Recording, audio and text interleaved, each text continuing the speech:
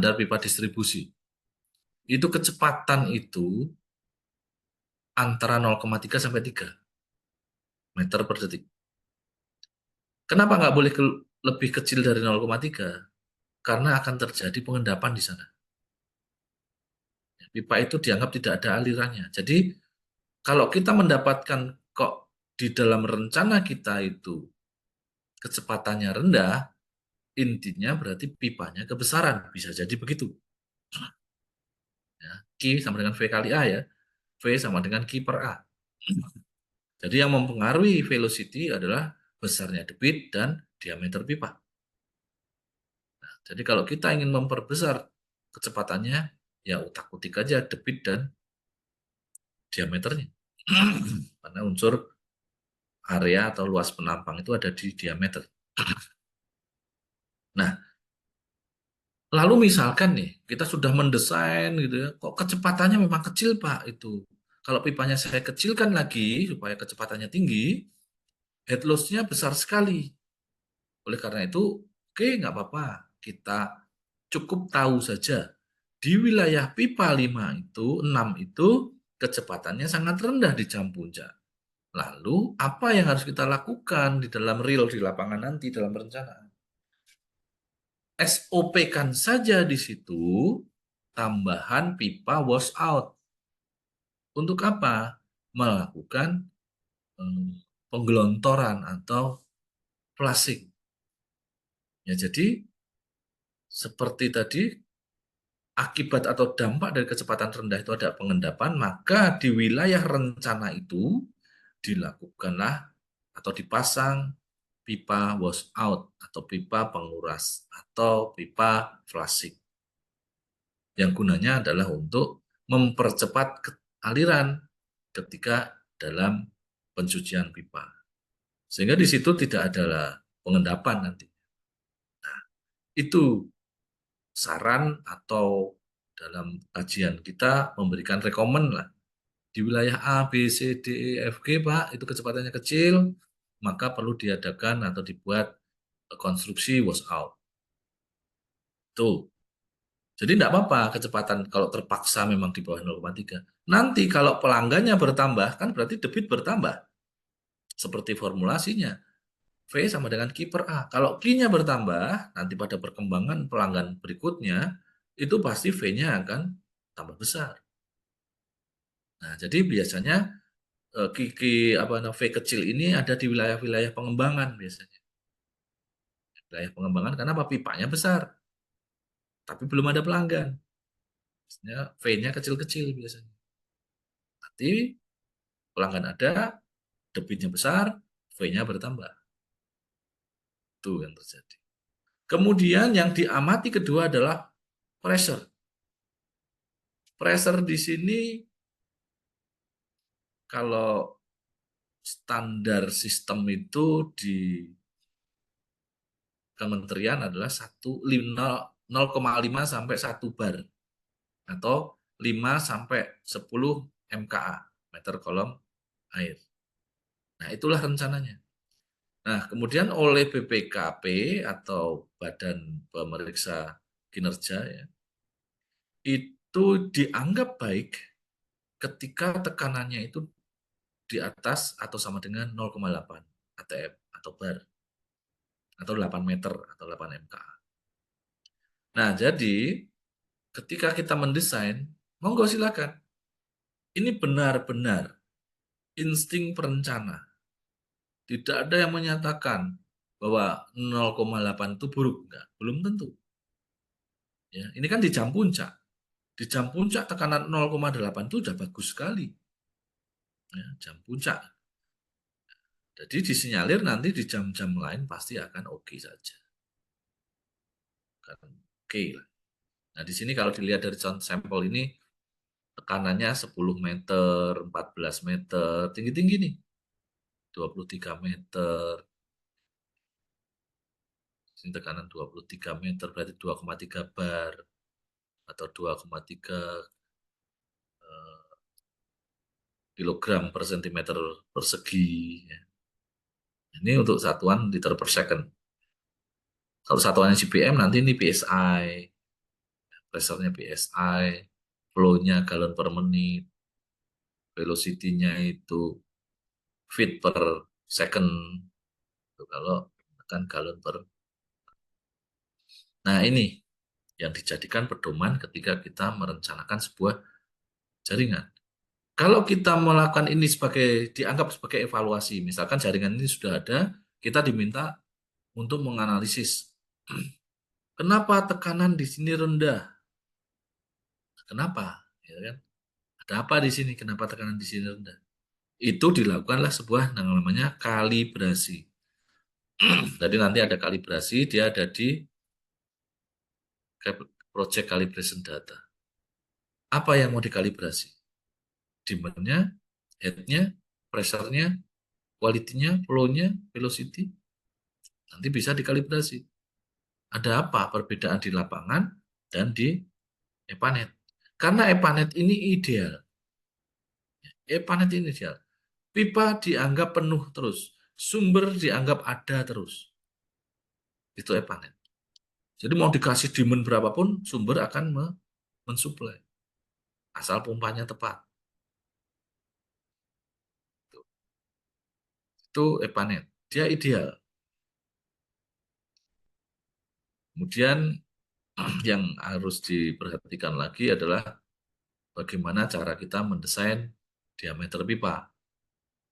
Ya, misalkan ini belum ada diameternya nih. Sistem bergambar demikian. Saya menentukan diameter di sini 150. Kenapa 150? Di sini 150 juga. Di sini 100. Nah, apa yang digunakan untuk menentukan desain? Kenapa saya milih 100? Kenapa saya milih pipa induknya di depan 150? Kok nggak 200? Kok nggak 400? Itu didasarkan oleh debit yang mengalir di dalamnya. Itulah dasar menentukan diameter pipa. Dasar penentuan diameter pipa adalah debit system, ya, quantity. Oleh karena itu, di pipa distribusi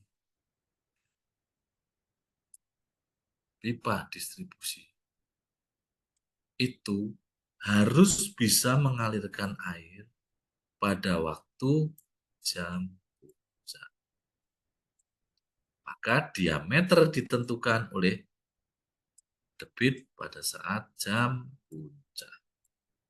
Kalau kita tidak mendesain pipa distribusi dengan debit jam puncak, yang terjadi pada saat jam puncak terjadi ketidakcukupan, airnya berdesak-desak masuk ke sini.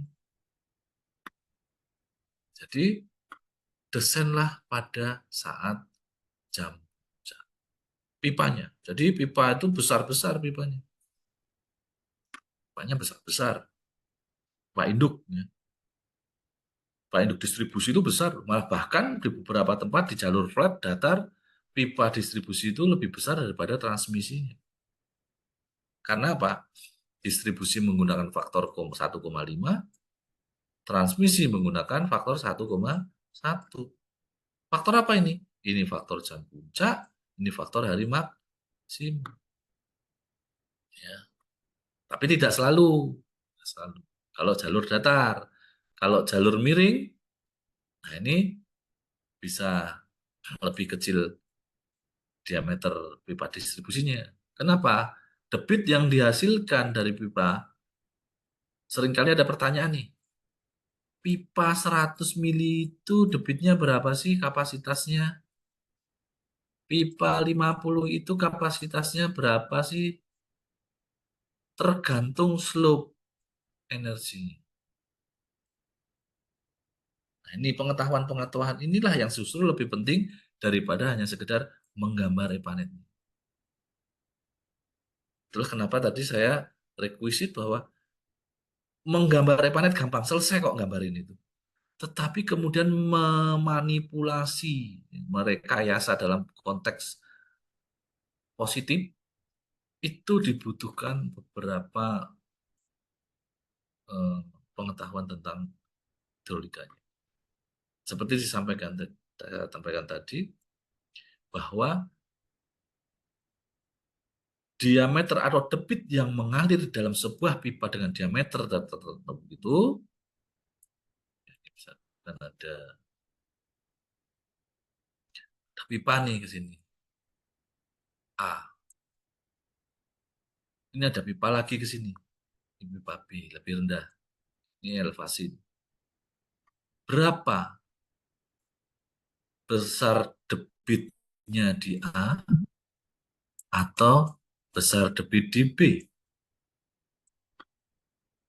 Itu kan pertanyaannya. Nah, tentu saja dalam konteks seperti ini, air itu lebih besar debitnya di B. B itu lebih besar daripada A. Kenapa? Dia lebih miring. Ya, slope energi itu kan delta H per H. Delta H itu beda tinggi ini, delta H, selisih H, bagi L, bagi panjangnya pipa. Nah, di sini delta H-nya lebih pendek, lebih kecil. Panjangnya sama, anggap saja, tapi beda kemiringan. Maka delta H yang A, debitnya lebih kecil. Ini karena apa? Kemiringannya. Jadi, sama-sama di diameter 100, katakanlah, ya, sama ini 100, ini 100. Maka debitnya banyak yang miring. Banyak yang B. Semakin miring, semakin kenceng airnya. Semakin besar pula. Nah, ini analoginya gini, ekstrimkan saja. Ekstrimkan saja.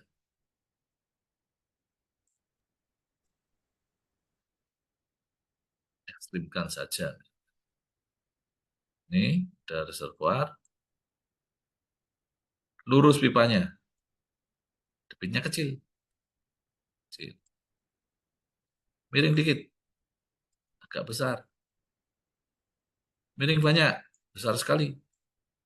Jadi debit paling besar itu kalau tegak lurus begini.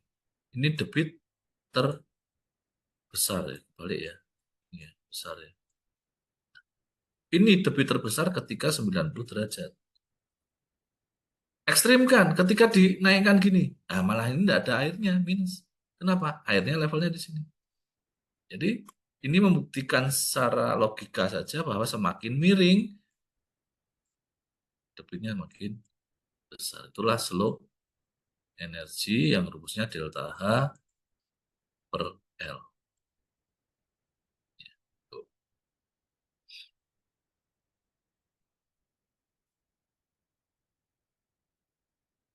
Itu ya. Kemudian sebelum kita diskusi, di sini juga pompa itu bisa diatur. Ini ada 2 pompa ya. Nah, ternyata pompa ini tidak berjalan selalu bareng. Coba ini. Running, successful. Di sini velocity, flow. Nah, nih. Di sini pada kondisi awalnya itu pipa pompa 14 mati nih.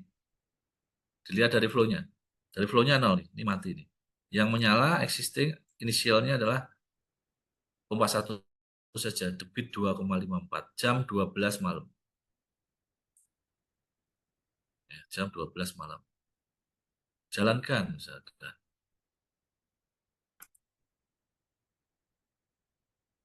Jam 6 pagi. Nah, ini jam 6 pagi. Jam 6 pagi jam puncak, dia mulai ngalir nih.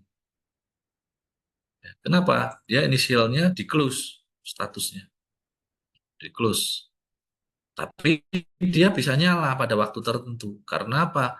Kita bisa mengaturnya lewat data control simple rule. Nah, ini saya hapus.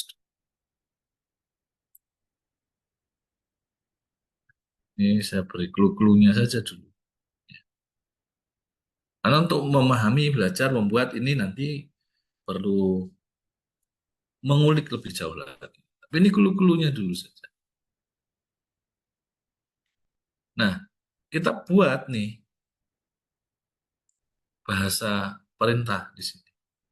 PAM 14 terbuka pada jam 6. PAM 14 tertutup pada jam 9. PAM, nah ini diatur sedemikian rupa dengan cara. Dengan cara. Matikan, misalkan nih caranya ya. Matikan ini satu. Misalkan saya beri secara standar aja mudah. Ini tadi di sini. Kontrol simbol. Ini saya del dulu. Saya enggak, saya fix saja. Oke, sekarang nih. Nah, nih. Run statusnya itu warning message. Ya, jadi, nah ini saya jelaskan juga nih. Ketika kita running, itu run status itu ada tiga. Tiga run status. Yang pertama katakanlah run was successful. Berarti sukses, sukses nih. Sukses itu artinya apa? Run was successful itu artinya data formatnya udah benar dan tidak ada tekanan yang negatif. Itu artinya successful. Run successful. Format penulisannya titik koma benar, penulisan rule tadi benar, dan lainnya itu benar. Dan tidak ada tekanan negatif. Tetapi dari run successful itu, hati-hati. Jangan kemudian sudah bergembira. Gitu. Karena tekanan satu oleh Epanet disukseskan. Sukses. Tapi bagi kita satu kan nggak beres. Tidak sesuai standar. Jadi hati-hati, cek lagi. Jangan-jangan sukses tapi tekanan satu nih. 1 meter. Nggak naik ke keran gitu kan. Harus dibenahi lagi. Tambahi, dibesarkan pipanya misalnya. Paralel pipanya misalnya. Itu run was successful. Yang kedua, run was unsuccessful. Artinya apa? Ada data yang salah ketik, salah nulis, salah isi. Misalkan kita mengisikan desimal itu pakai koma. Epanet nggak akan membaca, maka dia unsuccessful. Nggak terbaca, kalau Epanet boleh ngomong. Gitu. Ah, saya nggak mudeng tulisannya, unsuccessful. Tuh, nanti akan diberitahu apa unsuccessful-nya. Kemudian yang ketiga adalah run statusnya adalah warning message. Nah, warning message ini sebetulnya adalah sukses, runningnya sukses. Artinya data sudah diisi dengan format yang benar. Tetapi Epanet mengatakan ada tekanan negatif. Jadi, sukses bro, tapi tekanannya ada negatif, ceklah gitu. Epanet kalau bisa ngomong gitu dia. Ini warning message seperti hal sekarang. Warning message dikasih tahu sama Epanet. Mana warningnya? Jelek. Ketika pompa yang satu mati, ternyata negatif pressure di jam 6. Ya, pompa kan 2 ya, saya matikan 1 kan tadi.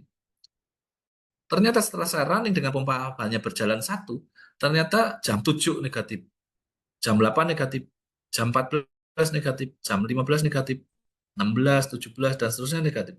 Yang lain positif. Nah, oleh karena itu kita mencoba mengatur. Coba di jam-jam itu supaya positif, saya nyalakan pompa yang tadi saya matikan. Caranya, catat ini dulu. Catat nih jam berapa matinya nih. Ya. Lalu catat, setelah itu dimasukkan ke kontrol simbol ini.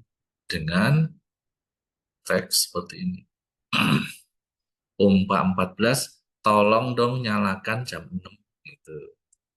Sampai kapan? Sampai jam 9. Kenapa? Jam 6 sampai jam 8 negatif. Lalu matikan lagi. Iya, karena udah positif.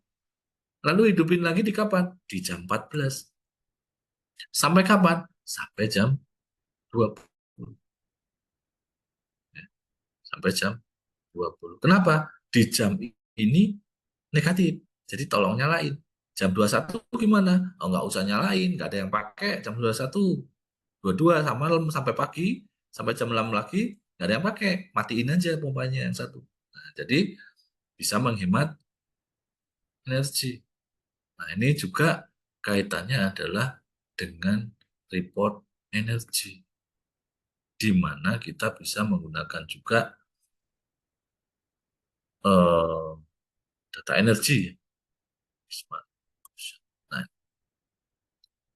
kita bisa mengolah ini sebetulnya dari energi. Kita bisa menggunakan, memasukkan pompa, harga per kWh berapa, ada demand charge-nya enggak, ada pattern price-nya enggak, kalau jam sekian naik turun, kemudian pompanya efisiensinya berapa. Nah itu kalau disikan nanti kita bisa mereport energi yang dihasilkan dari pompa ini dan harganya lewat report energi. Nah ini dia harganya. Nah, kalau kita ingin mengembangkan untuk efisiensi energi, saya bagusnya pakai satu pompa atau dua pompa ya. Saya bagusnya pakai pompa atau pakai apa namanya, reservoir atau pompa langsung ya gitu. Jadi kan sistem itu ada beberapa ya. Ada yang, nah kalau ini pompanya dilangsung dari sumber dipompa langsung ke sistem. Ini sistem perpompaan namanya. Kemudian ada sistem pompa lewat reservoir dulu. Jadi ini gampangnya ini reservoirnya, masukin dulu ke, ini sumber lah, sumber ya, sumber, masukin dulu ke tower gitu ya. Nah, ke tower begini, masukin, baru tower ke sistem ini atau langsung. Nah, ini nanti pompa kan tetap sama-sama pakai pompa nih. Pakai pompa, ini pompa, tapi naik dulu, stabil dia. Atau model yang seperti ini. Ada pompa, ya, tapi langsung ke jaringan, nggak pakai tower. Nah, ini efisien yang mana? Gambarlah kurva efisiensinya. Makanya di sini ada yang namanya kurva efisiensi. Ini saya lihatkan. Kurva tadi ya, kurva. Kurva. Kurva itu ada beberapa nih. Ada kurva pompa, pump, ya. Ada kurva volume. Ini hubungan antara ketinggian air di tank tadi ya dengan volumenya. Kemudian ada kurva efisiensi. Nanti hubungan antara flow dengan efisiensinya di pompa. Kalau debit sekian, efisiensinya sekian. Itu ada di kurva kalau kita beli pompa itu ya. Beli pompa di pabrik pompa itu ada kurva pompanya. Itu adalah performance dari si pompa. Di situ ada kurva efisiensinya. Jadi tidak semua pompa itu bisa diterapkan di satu sistem berbeda. Sistem berbeda, sistemnya juga pompanya beda. Efisiensinya beda. Kemudian ada kurva head loss. Kurva head loss itu hubungan antara flow dengan losses. Inilah nanti yang dimasukkan ke GPM tadi, GPV ya, GPV. Global Valve, Global Purpose Valve kalau nggak salah. Nah itu menggunakan kurva head loss. Nah kalau di pompa, ya gunakanlah kurva pompa. Kenapa ditemukan flow-nya 12? Ya karena kebutuhannya 12. Kenapa head-nya 34? Karena tekanan yang terkecil itu butuh tambahan 34 untuk bisa mencapai tekanan sesuai standar minimumnya yang ditetapkan oleh kementerian atau oleh standar-standar yang berlaku di situ. Nah, itu bisa nanti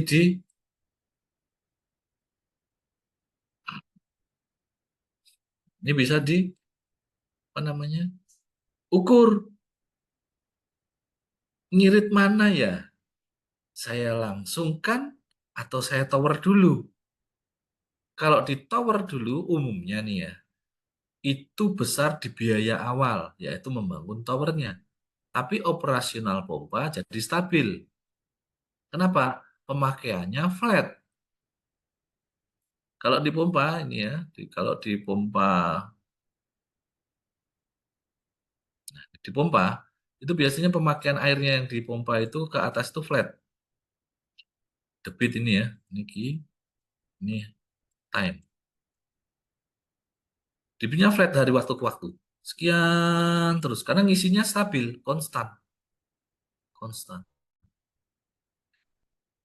Kalau di sistem distribusi, debitnya gini nanti. Ini time. Debitnya tergantung orang pakai.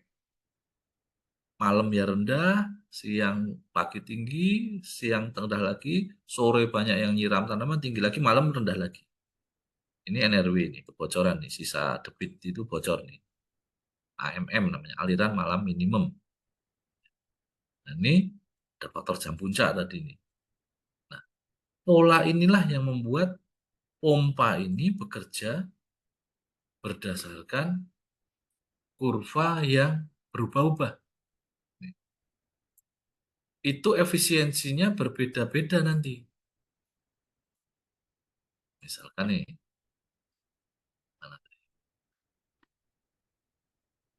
ya, berubah-ubah nanti. Jam 1 malam sedikit, kurva pompanya kan begini. Karena kurva itu hubungan antara head dan debit. Makin besar debitnya, headnya makin kecil. Kan?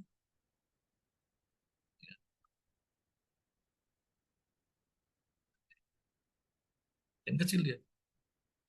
Makin kecil yang pakai nggak ada kan debit kecil nih. Kecil debitnya. Karena yang pakai pelanggan nggak ada yang pakai. Maka manometer, alat ukur tekanan yang ditunjukkan di pompa akan jadi tinggi. Di sini titiknya. Yang pakai sedikit, maka tekanan naik. Di pompa itu manometernya langsung naik. Jret, ini manometer alat ukur tekanan. Nah, disinilah dibutuhkan kurva sistem. Kurva sistemnya itu adalah ini head statis, ya. Head statis yang digunakan untuk naik. Kemudian ini sistemnya. Nah, mau di sini atau di sini. Kurva sistem itu lengkungan kuning ini. Nah, kurva sistem ini berdasar losses di sistem ini per debit. Nah, jadi ketika tidak ada yang pakai, kurvanya ini, kurva 1 ini. Ketika yang pakai banyak, jam puncak kurvanya yang 2 ini. Nah, itu terjadi naik, naik, turun. Terus gitu. Itu terjadi pada sistem ini. Karena dia langsung ke jaringan. Jadi pola pengalirannya berpengaruh kepada si pompa. Kalau ini stabil, kenapa? Dia cukup ngisi reservoir aja. Yang berfluktuasi apa? Yang berfluktuasi yang keluar dari reservoir ini. Nah, sehingga lebih stabil ya. Nah, kestabilan debit dari pompa ini dipengaruhi apa? Dipengaruhi apa? Efisiensinya. Efisiensi di pompa ini. Di sini tuh ada kurva efisiensi nih. Ya, ini ada kurva efisiensi biasanya begini. Tekuk-tekuk-tekuk gini. Ini kalau baca di katalog pompa ya, atau buka di link pompa, ini ada tekuk-tekuk. Ini biasanya di ring efisiensi. Ini efisiensi 80% misalnya. Yang masuk ke kotak ini efisiensi 70%. Ini efisiensi Permisi Pak, 60%.